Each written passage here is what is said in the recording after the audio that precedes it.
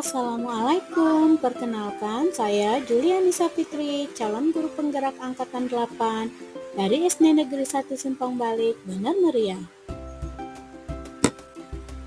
Perkenalkan sebagai fasilitator yaitu Bapak Muhammad Hari Purnomo Hadi dan sebagai pengajar praktik Ibu Juriati. Kali ini adalah pemaparan demonstrasi konseptual modul 1.4 Budaya Positif melalui penerapan segitiga restitusi.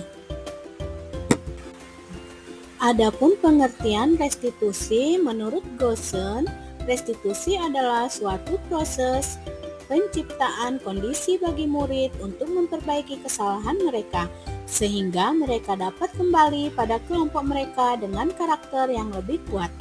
Kemudian, restitusi bukan untuk menebus kesalahan, melainkan sebuah tawaran dan bukan paksaan. Restitusi fokus pada solusi dan dapat mengembalikan murid yang berbuat salah pada kelompoknya. Berikut ini adalah langkah segitiga restitusi. Ada 3 langkah dalam restitusi. Yang pertama, menstabilkan identitas. Yang kedua, validasi tindakan yang salah. Dan yang ketiga, menanyakan keyakinan. Pada tahap menstabilkan identitas, pada dasarnya membuat kesalahan adalah bagian dari proses pembelajaran. Tujuan pada tahap ini adalah menstabilkan identitas gagal menjadi identitas sukses. Pada tahap validasi tindakan yang salah, pada tahap ini berdasarkan prinsip bahwa setiap perilaku seseorang adalah suatu proses untuk memenuhi kebutuhannya. Guru akan menggeser pemikiran stimulus respon anak menjadi proaktif, mengakui dan mengenali kebutuhan yang saat itu menjadi kebutuhan anak dan akan memperbaiki hubungan dengan anak. Pada tahap menanyakan keyakinan, murid akan diberikan pertanyaan yang dapat membangun motivasi intrinsik, mampu mengaitkan persoalan yang terjadi dengan keyakinan kelas dan dapat memotivasi dirinya menjadi lebih baik. Berikut adalah salah satu kasus yang diselesaikan dengan restitusi. Kasus pertama. Selamat siang, Evan. Siang, Bu. Ya, Evan, tadi Ibu mendengar laporan dari Ibu Kasmayanti. Katanya Evan tertidur di kelas ya, Nak, saat belajar? Ya, Bu. Ya, tertidur di kelas itu satu kesalahan bukan? Ya, Bu. Ya, berbuat kesalahan itu memang manusiawi. Ibu juga pernah berbuat kesalahan.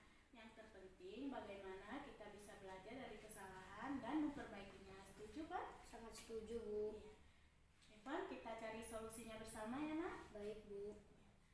Kenapa sih Evan tertidur di kelas? Pasti ada alasannya. Karena saya sering bergadang sambil bermain HP, Bu. Jadi saya kurang tidur, Bu. Ya. Evan tahu nggak keyakinan kelas yang sudah kita sepakati? Tahu, Bu. Apakah tidur di kelas sesuai dengan keyakinan kelas kita? Tidak, Bu. Tidak. Menurut Evan, keyakinan kelas yang mana yang sudah Evan langgar? Disiplin, Bu. Ya. Menurut Evan, disiplin itu penting nggak? Penting, Bu, supaya saya tidak tertidur di kelas. Betul, disiplin itu penting untuk kita, seperti kita menghargai orang-orang di sekitar, pembelajaran kita juga tidak tertinggal. Ya, Bu, saya menyesal dan saya minta maaf, Bu. Ya, Evan, sikap yang baik sudah Evan lakukan dengan meminta maaf. Apa yang Evan lakukan agar Evan tidak tertidur lagi di kelas? Saya akan tidur lebih cepat dan tidak bergadang lagi, Bu. Ya, baik Evan. Evan sudah mendapatkan solusinya agar Evan tidak tertidur lagi di kelas. Nah, kira-kira kapan Evan akan mulai bangun lebih cepat dan tidak tertidur lagi? Mulai besok, Bu. Ya, mulai besok ya. Evan siap jadi anak yang mandiri dan bertanggung jawab? Siap, Bu. Oke, siap ya? Siap, Bu. Ya, terima kasih Evan. Penyelesaian kasus kedua dengan restitusi.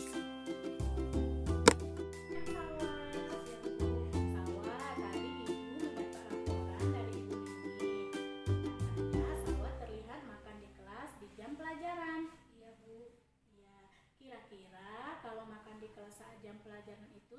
kesalahan bukan?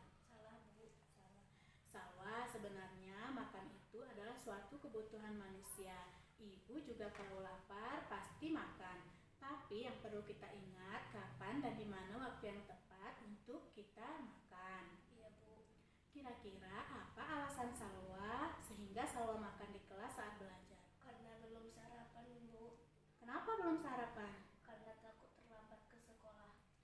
Tadi malam Salwa tidurnya jam berapa, nak? Jam 10 Bu.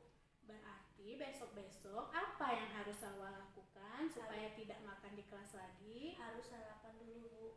Nah, sekarang ibu mau tanya, makan di kelas sesuai dengan keyakinan kelas kita tidak? Tidak Bu. Tidak ya, keyakinan kelas yang mana yang sudah Salwa langgar? Keyakinan untuk mengikuti pelajaran dengan tertib Bu. Nah, artinya kalau Salwa makan sambil belajar, pelajaran yang disampaikan tidak akan terserap dengan baik. Iya Bu.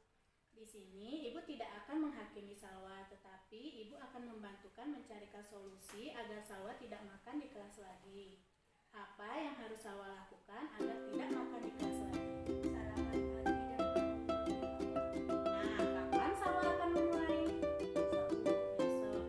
Ya, ibu ingin Salwa jadi anak yang baik, bertanggung jawab, dan pintar. Mulai besok bisa lebih baik lagi ya. Iya Bu. Siap? Terima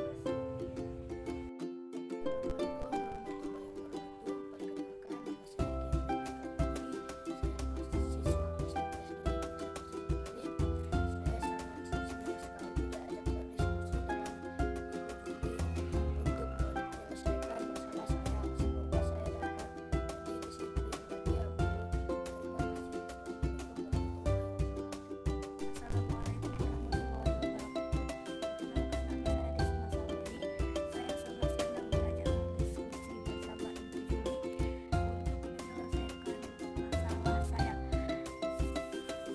Semoga saya dapat menjalankan keyakinan kelas dengan baik. Terima kasih Bu. Assalamualaikum warahmatullahi wabarakatuh.